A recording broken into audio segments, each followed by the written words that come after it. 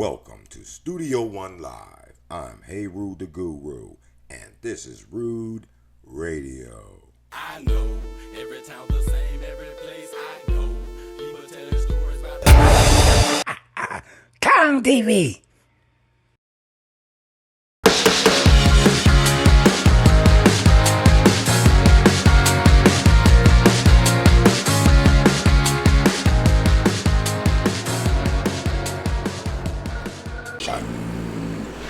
I was scanning and went across a Joe Rogan clip about quantum computer, and it reminded me of a video I did about the technology being handed down to them. And you know what? I said I'm going to do a new video reiterating this, starting off with a review and a reaction to this clip. Pretty insanely brilliant people is quantum computing. Oh, yes. And this new Google quantum computer that can do, essentially, the way a quantum computer works, a problem that would take thousands of years for every computer on Earth to solve, it can solve in a second. Something that can take more years than you literally can understand, it can be solved in 15 minutes. Yeah, I read that. It's insane, and this is where it gets really weird. The way it was explained to me, and we should have to Google how quantum computers work and why people connect them to the multiverse, so I don't fuck this up. But the idea is that they're pulling answers from different universes simultaneously. They don't even completely understand how this is working. That is exactly how the mind works, sir. All information is programmed in the fabric of the universe, and your mind taps in. Where do your thoughts come from? How could they be just an electrical signal? Is the electrical signal just the graphic cards displaying the image? But then there has to be a code to tell it to display the image. Where is that stored at? Okay? So you can't get around the fact that there is something outside of this physical world. Avatars of the One. The One awareness is exploring all of its possibilities through different avatars. So somehow there is this field of awareness that is, in some sense, deeply and fundamentally who you really are.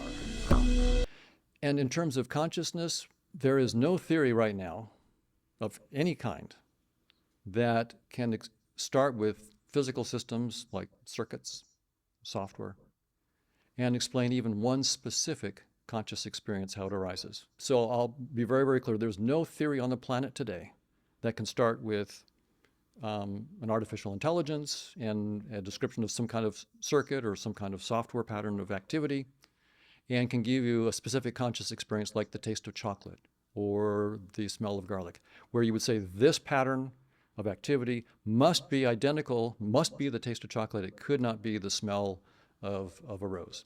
There's nothing on the table, and there's nothing even close. So if AIs can be conscious, there are no theories right now at all that could explain how that could possibly be. Dr. Don Hoffman has explained they've discovered outside of time-space. So could that be where the quantum computer is pulling its information? Testing of a clean prediction of quantum theory that something called local realism is false. Local realism is the claim that physical objects like electrons have definite, so realism is the claim that an electron has a definite value of position, momentum, and spin when it's not observed. And locality is the claim that those properties have influences that propagate through space-time no faster than the speed of light. And the conjunction of those two claims, the properties exist even when they're not perceived, even when they're not measured, and they have influences that propagate no faster than the speed of light, that's local realism, and local realism is false. How did they prove it?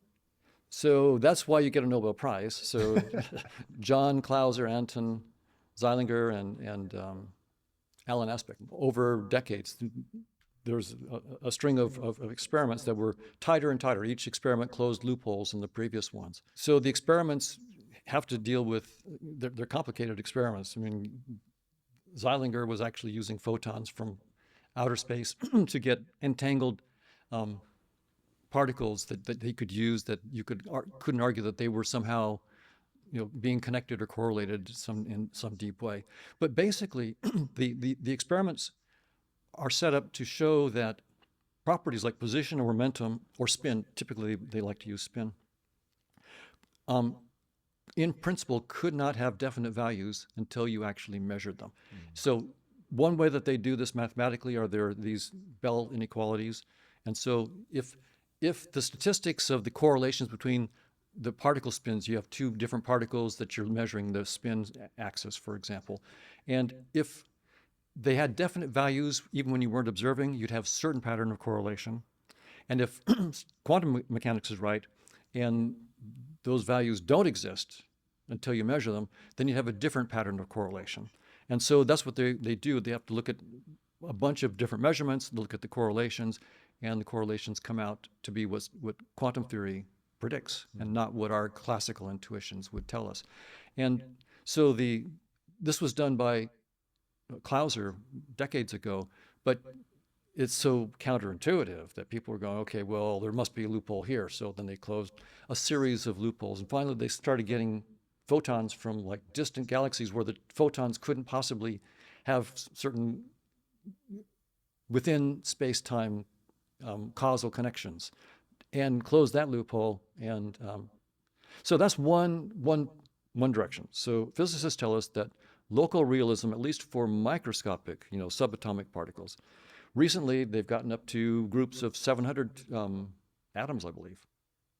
So it's starting to, they're showing that these effects, the superposition effects of quantum theory, are not just at the very, very small end of things. So local realism is false. Now, one can still try to say, well, but that's for really tiny things, but at the macroscopic level, maybe local realism is true. And that leads to a problem because there's no principal distinction in quantum theory between the microscopic and the macro. You can't say at 10 to the minus 20 centimeters, that's the limit. There's no boundary between micro and macro. So, and this is a well-known open problem. So, but the amount of power in computing is incomprehensible.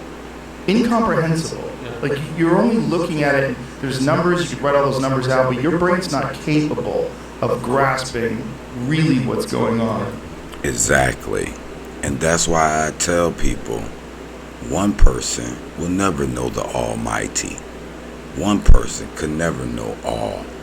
Who has it all? No one has all the money, all the women, all the food, all the resources, all the time. There's no such thing as having it all, because there's only one thing, and that is the all. And it's probably the biggest breakthrough technologically in human history by a long stretch. And it's all happening without most people even being aware of what the implications are. So see if you can Google an explanation of how quantum computers work. Was it Mark Andreessen that was explaining to us that it's pulling from different universes? No, that is being talked about in the wording of the Willow description. Right. But I also, just to add, when I was reading about this, they said that these benchmark numbers are coming off of Google's own data. Like, they're the ones that set like the scale of what some of the quantum. Are you skeptical? Is that what you're saying? I'm just No, bullshit. No, not at all. Bullshit. No, I'm just a grain of salt. I'm calling skepticism because either Google is wrong on how long it takes to calculate these problems, or the scientists are wrong on how old the universe is. Someone is wrong here. Like, just to say that, like, I think they use tillions as the number or something like that. No one even could grasp that. Yeah. That's just but that's a number based off of their formula too. Right. That's all. Right. What is the definition of how it works?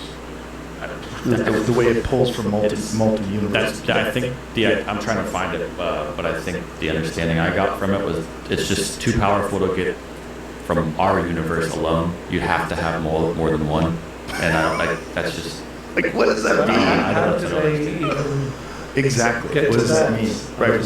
What is that thing that they have? And if you ever seen the chip itself is very small. Yeah. It's like the size of a saltine cracker. Yeah. And then this entire mechanism around it is just the insane amount of cooling.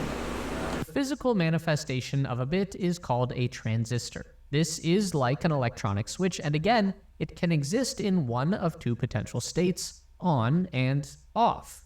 So the more physical transistors you have, the more bits of information you can process at one time, which is an oversimplification, but it gets the point across. So we've been constantly trying to make these transistors smaller and smaller over time so that we can fit more transistors into increasingly smaller devices. This old desktop calculator from the 1960s used 250 transistors. A current model iPhone has 19 billion transistors in its main processor chip alone.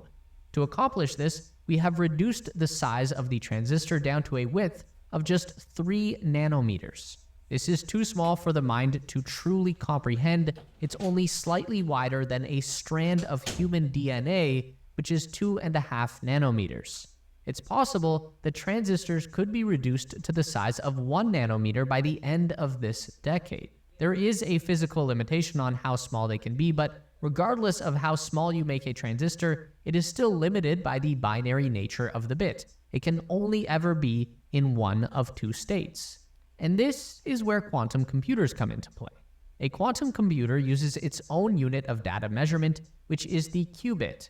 And these things can get pretty weird because qubits also represent ones and zeros, just like traditional bits, but qubits can also represent both 1 and 0 at the same time. They are non-binary, and this essentially gives qubits the potential to hold vastly more information than traditional bits. And the physical manifestation of a qubit is achieved by manipulating the spin state of subatomic particles, either protons or electrons, causing them to spin up and down or left and right, creating two distinct states, your 1 and 0. Except quantum mechanics allows these subatomic particles to exist in multiple states simultaneously, so they can potentially be spinning in all directions all at once. Remember, the smaller things get, the stranger the laws that govern them. Here's what that looks like. If you put two bits together, we know that each bit will represent either a 1 or a 0. So regardless of the combination, you have 2 bits of information. But when you put 2 qubits together, you end up with the equivalent of 4 bits of information. This is because there are now 4 possible combinations of 1 and 0, because each qubit has the potential to be both values at the same time. So instead of just being 1 and 0, the pair could also be 0 and 1, or 1 and 1, or 0 and 0, all at the same time. If this is starting to sound familiar, then that's probably because you're already a quantum physicist, or you've heard about a thought experiment called Schrodinger's cat. 0, but that time spent in a superposition allows the values from the 2 qubits we're able to store 4 possible values, making them equivalent to 4 standard bits. While combining just 20 qubits together will produce more than 1 million potential values. The largest quantum computer that exists today that we know of was built by IBM and has over 1,000 qubits of processing power. In 1 decade from now, IBM expects that will increase to 100,000 qubits. Now, Okay, Google's quantum AI founder said the performance gains lends credence to the idea that we live in a multiverse. The idea is that Willow might be communicating with parallel universes to finish calculations faster. Like what? What does that mean? The announcement. I'm gonna tell you exactly what that means, Mr. Joro. There is credence to what Don Hoffman has suggested on them discovering outside time-space. So, whatever evidence that they have, if not this supports it tremendously. And maybe they're communicating outside of time space. It's not too hard to imagine now. Led Google's already high stock price to surge, which isn't that shocking, but perhaps most surprisingly for us lay people that Google's quantum AI founder and lead Harmut Nevin said that the chip's performance lends credence to the notion that quantum computation occurs in many parallel universes in line with the idea that we live in a multiverse. And then it says, excuse me? I've just written a book I call Navigating the Spirit World and Understanding the Multiverse. However, I may change the name to the Third Book of the Dead, because I believe it is an additional Book of the Dead to help people guide themselves through the spirit world and the multiverse outside this time space. So what do we do when we're overwhelmed with like social media or whatever? We use interfaces. We use like for example, your computer is way too complicated to interact with. So instead of toggling millions of voltages to send emails, you have a little desktop interface that sort of hides, it covers up the incredible technology in your laptop. And you don't have to know about it, and you're glad you don't have to know about it because it's just way too complicated. See, that lets me know you scientists really don't know nothing. You've been given these interfaces by this beast you're trying to open up the realm to. It's starting to look more and more like that. Maybe you're doing it unintentionally, searching for the creator, your creator, or, you're just doing it blissfully, not knowing. But either way, this technology that we've been given is interfaces. Being taught how to use it. We don't know how it works or how I build it. And I believe that the whole industrial revolution was that. You know what I'm saying? And maybe eventually we learn how to do it on our own. But initially, it's given to us in interfaces. And we integrate the technology, and eventually some human comes along and crack it and figure out how to build it ourselves. Some of it. Some of it still goes over our head.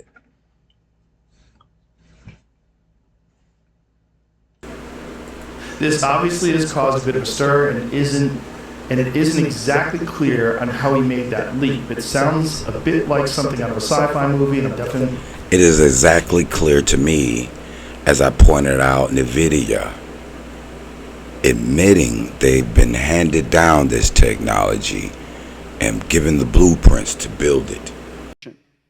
The second hopper looks like this. Now this is a prototype board, and this is a fully functioning board, and I'll just be careful here. This right here is, I don't know.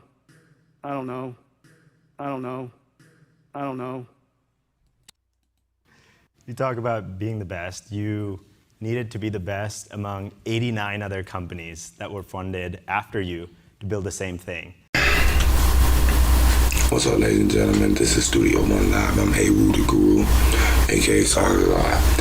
I was just decided to watch this guy Tinker Symbol's video. I'm gonna subscribe, support the guy, cause it's a clip. I know it was 4 minutes in. I just gotta let y'all hear. So that these two sides of the Blackwell chip have no clue which side they're on. There's no memory locality issues, no cache issues. It's just one giant chip. When we were told that Blackwell's ambitions were beyond the limits of physics, the engineer said, so what?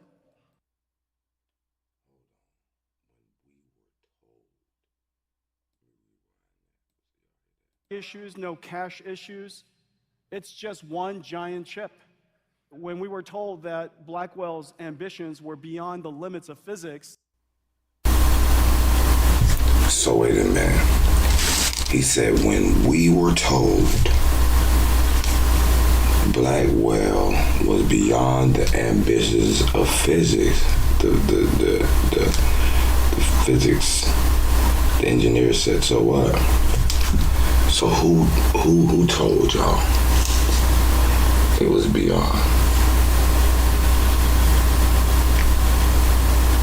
The engineers didn't tell y'all it was beyond it because they said, so what? Someone else is... Who told you? And he said Blackwell is not the name of a chip, it's the name of a platform.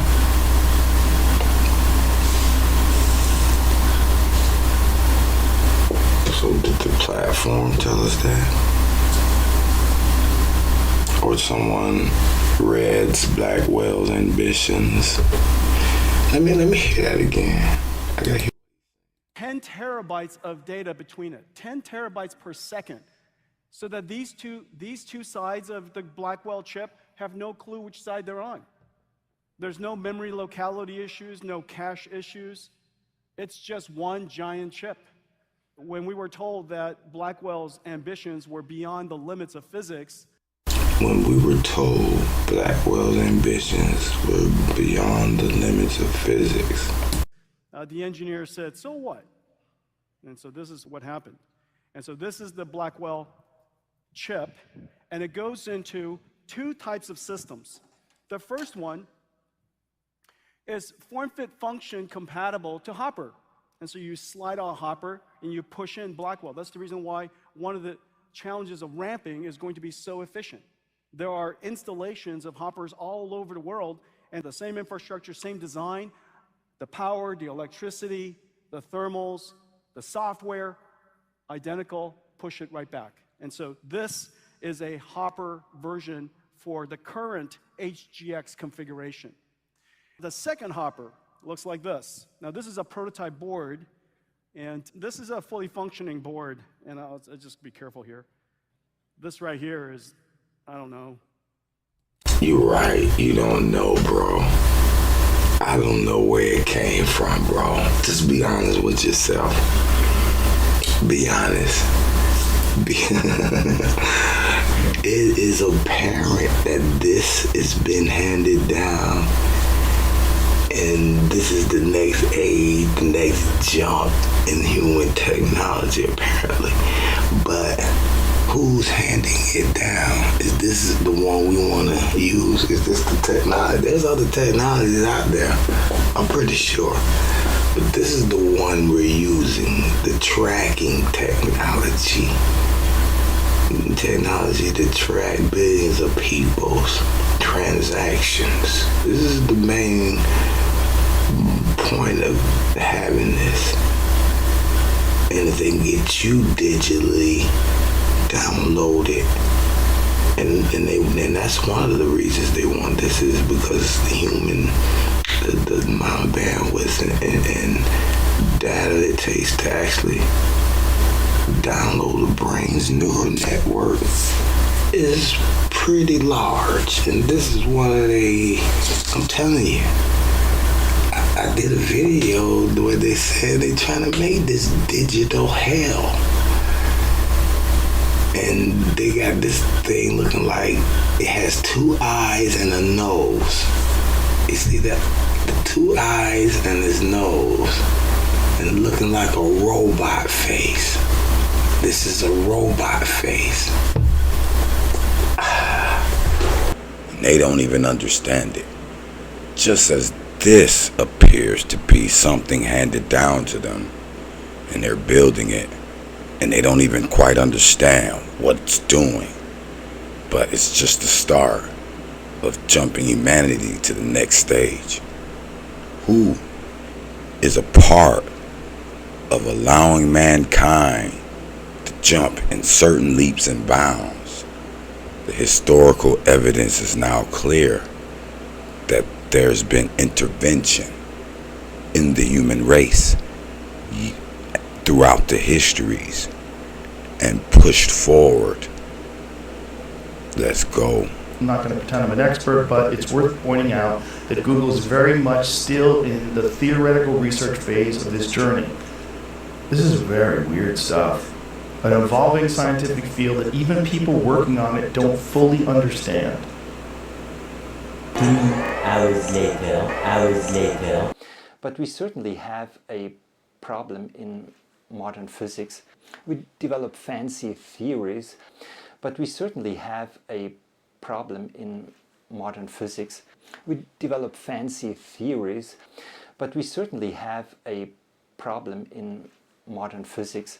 We develop fancy theories, but we certainly have a problem in modern physics. We develop fancy theories, but if you look, for instance, how clueless Richard Feynman was about the problem of inertia. He was curious and interested, but he was clueless in the end. And the result was already published. So I think we have a problem with our current scientific culture, and this is addressed in my book, Make Physics Great Again. Let's take a view on the real important problems. I'm tempted to say, let me know in the comments what you think. Okay, so this is what it is. One of the world's most... Damn, 3 hours later? This is how deep this stuff goes, my friends. And it's all in correlation with the unidentified flying objects, unidentified aerial phenomena, unidentified underwater phenomena, and the drones. And they claim it's a psyops, the fake an invasion. How fake could it be? If quantum Google is communicating outside time, space. Most advanced classical computers. Okay, here it is with this problem. So AI's founder and lead, Hartmut Neven, said that the new chip had performed a purposefully complicated exercise called a random circuit sampling benchmark in 5 minutes. One of the world's most advanced classical supercomputers, on the other hand, it would take 10 and then 3 zeros, 3 zeros, 3 zeros, 3 zeros, 3 zeros, 3 zeros, 3 zeros, 3 zeros, 3 zeros, years to perform the same exercise. That's 10 septillion years, which exceeds known time scales in physics and vastly exceeds the age of the universe. So it can do more time than vastly exceeds the entire age of the universe, and it can do it in 5 minutes. And the reason it can achieve such a monumental improvement in calculating capacity is because Willow is made up of 105 qubits and can track the potential of each of those at once, allowing it to record potential data much faster and come to the right answer sooner. So, like, what is happening? That's too much information. What is... I told these folks, time, speed divided by time. You can't remove none of those variables or it all breaks down. So time is fundamental. Speed is fundamental. Distance is fundamental. Meaning the all ever so almighty has always existed, is always vibrating. Therefore, there's always some distance between some effects and others.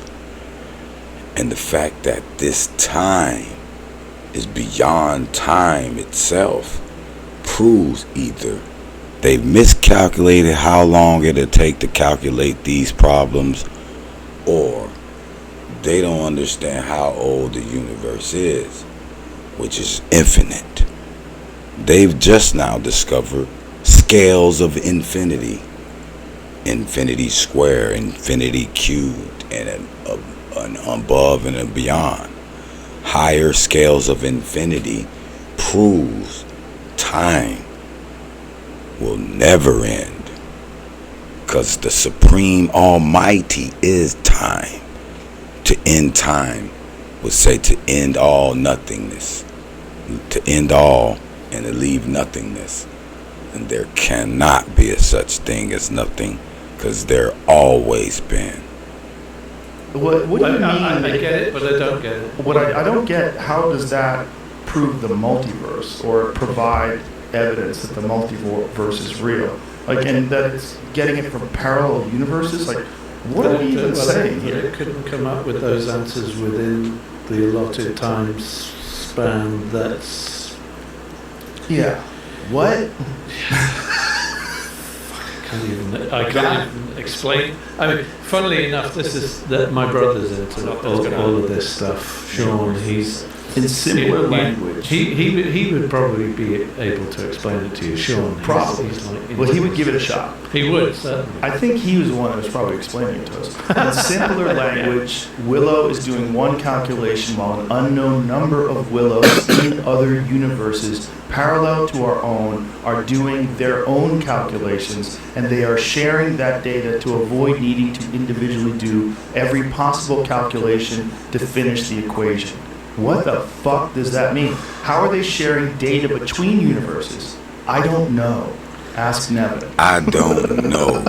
Remember, this is all theoretical and doesn't prove anything, but Nevin is saying that the fact that the chip can outperform our best supercomputers by such a wide margin means that it might have broken Newton's theory of physics. Yo, what is... I still question what the computer gonna be able to do for us. I mean, I'm pretty sure it'll make like certain things faster, like signals faster, so it can fire weaponry faster. But how is it gonna help the human? It could scan it. You know, what is it really gonna be doing? It's to scan the data. This is really tracking device technology. If you really think about what this quantum, it's going to calculate data fast, so it can look for data fast and notice data fast. But it's not innovating. It's not innovating. It's not saying, all right, what can we do to solve this and use our minds? This is just a fast way to extract data and store data, and what is it gonna do? Okay, to me it's just more of a tracking device to control their robots faster. It's starting to look like, you know, the masters who made these people are giving them technology to further rule the world, because the grippers, they're losing their grip, and they're gonna bring out these robots and androids. Because think about it, why are they making robots and androids? To fight each other? The countries, all the countries are trying to fight each other. Why would they make a robots? Well, just to be honest, I understand certain automated stuff. That's a little different. When you want to automate machinery and make things simple, that's a different story when it comes to actual drone robots. I mean, they got robot dogs, you know, they want robot soldiers. They want the robots to fight the wars for them. So what will happen? They're just going to be shooting up each other's robot, and then that will save human lives, so no innocent lives will be lost when they go to war. That's fantasy tale. That's fairy tales. If you believe that, that's fairy tales. Because nothing's going to deter someone from not doing something but death, not killing a robot. So let's say one country wipe out this country's fleet of robots. What now? Now you got to go in and kill somebody. Still. Because what the war is going to end? Are they going to agree to the terms? Whatever terms. Why is this war happening? Does one country want to oppose another term on another country? You feel me? Or say they're fighting over territory. Okay.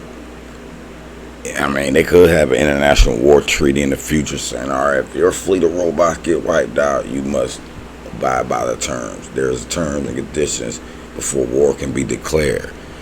And once war is declared, the winner gets the right to exercise those terms upon that country. You know, I could see war in the future like that. I might even write a short story, future war or some shit, where the countries They don't want no more human loss, but they still have the urge to war. So they made the turn. So there was an arm race and making fleets and making better fleets of robots and androids and so on. And they fought the wars out with the androids. Androids upon androids, facilities and androids, robots were all fair game. And they had moved them away from the territories of residential territory. And the losers, whoever fleet was checkmated or whatever. They had some rules. I don't know what kind of rules. I kind of want to. I'm gonna think about this. This might be another next title of my arsenal that I'm building up here. But I can't see what this quantum computer is for, but to control these droids faster, sending a signal, letting them see telemetry and processing it faster.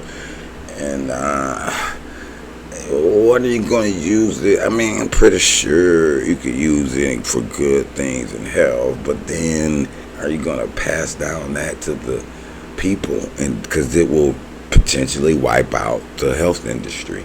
That means whoever's making all these monies on these drugs and these certain procedures, you're not going to be making that anymore, because the quantum computer is going to be able to do it quickly and efficiently. They might even have robot surgery. Robot cut you open and more precise than the actual human. I can see that. And it's going to wipe out the health industry. Some industry, somebody who's making some money is going to lose out. It's just the inevitable. So I suggest people, whoever in the business world, whoever are the billionaires, I know I'm just a peon, may not know much, but I will be paying attention and understand if you're one of the industries that could be wiped out and you're not going to be able to fight against it.